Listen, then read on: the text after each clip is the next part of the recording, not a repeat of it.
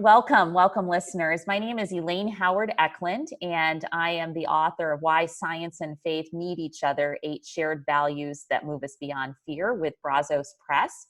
And I have the pleasure and privilege of being joined today by Praveen Sethupathy, who is a professor of genetics at Cornell University.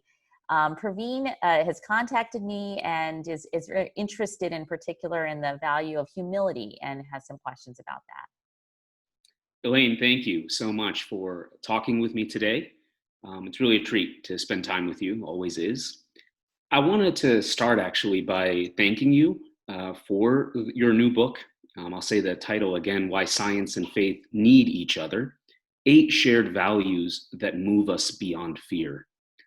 I really especially like the very timely exhortation to move beyond fear.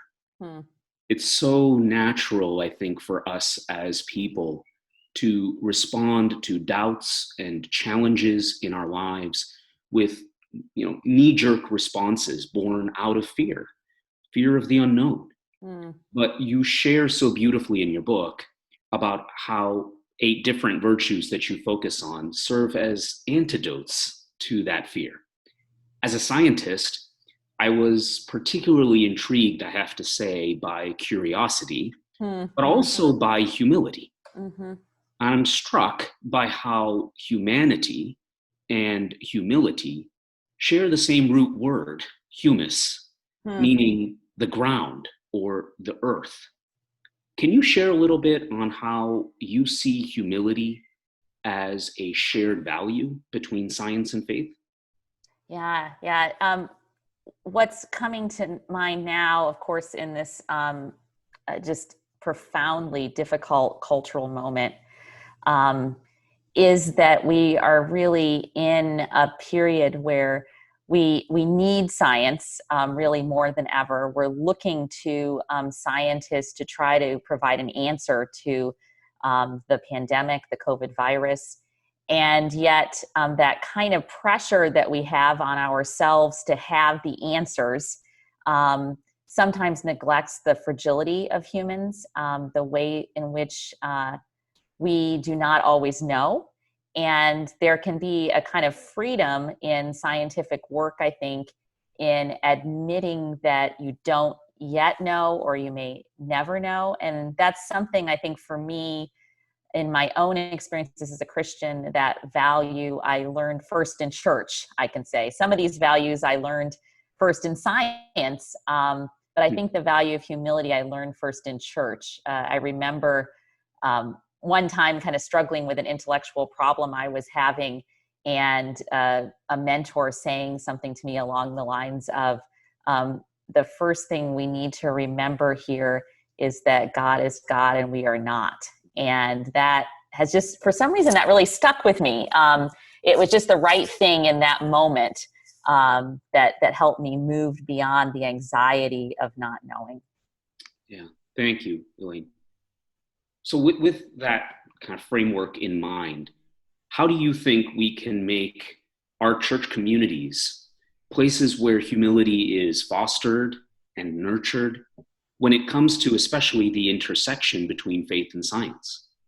I'm thinking right now, especially about youth. I think some of the ways in which we respond to youth, especially inquisitive kids who are asking really hard questions of the faith, sometimes we come down hard on them as adults, as parents. And that fear, I think, is driving that, just, oh my gosh, we might lose this kid.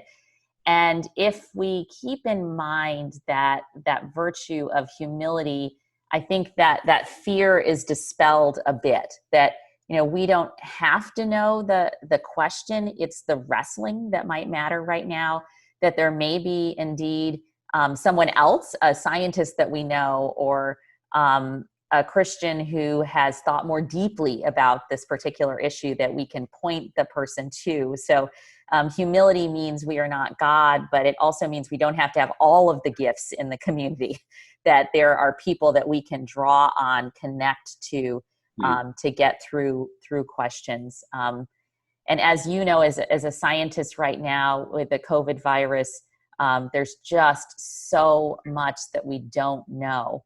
And the feeling that we can have is just this just gripping fear and anxiety, and just keeping the focus on humility can help us actually deepen our search without fear. I think can help us actually be a little bit more risky in the questioning, and I hope that's a path that this will help some of us stay on. I do have one final question, Yeah, Elaine. I please. wonder if there's a segue here to curiosity as you talk about humility Yeah. and questioning. I think people have a tendency to associate science with curiosity, right? We often think of science starting with questions. Why questions? But can you say more about curiosity in our faith and why you believe it's a shared value?